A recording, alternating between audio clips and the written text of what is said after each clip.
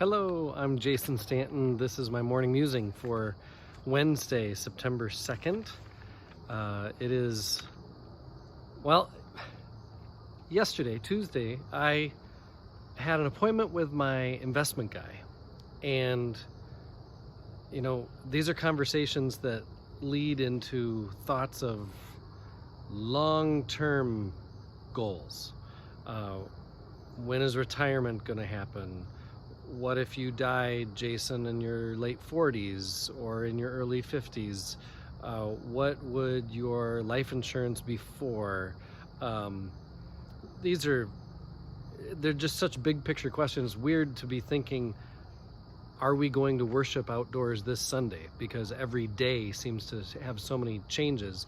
To go from the daily discernments to thinking about, retirement in 27 years.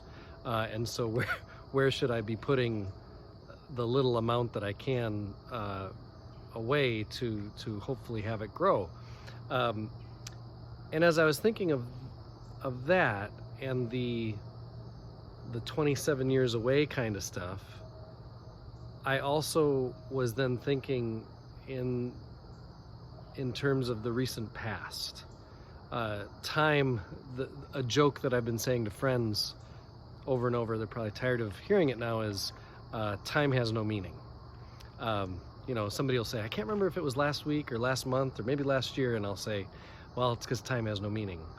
It's been a year and a day since Hurricane Dorian made landfall at Elbow Key, which is the first of the many islands of the Bahamas, and then it just stalled for 36 hours. Basically made no progress. It was a Category 5.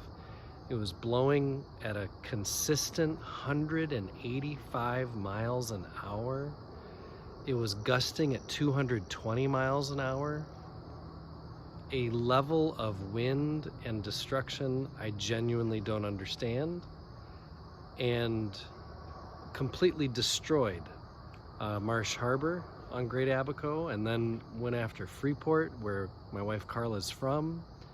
The level of monetary destruction, and that a year later, water and electricity are still not had by everyone. Certainly not buildings and businesses and all that stuff. They haven't been built back up. A year can go by pretty fast and yet also go by pretty slow. Time kind of has no meaning. But within that year, what I've observed, because although it's not where I'm from, I've been connected to it for a larger part of my life than I wasn't. And so I certainly feel a connection, and I'm of course married to someone who's from that area. What I've seen through her and through family and friends who I care about, for all the difficulty that it's caused, the hardest part for me is to think of how a way of life has passed. The community, the things that made life what it was more than a year ago, many people have had to move. Businesses have not, like I said, started back up, and many won't. The changes that have happened in this past year since Dorian, many of them are permanent. And I just felt the contrast between the permanence of change that can happen in 36 hours versus planning for something that's 27 years from now. And so it just reminds me, scripture in Ecclesiastes, it says there's a time for this and a time for that in chapter 3, a time for a birth, a time for death, a time for love, a time for hate.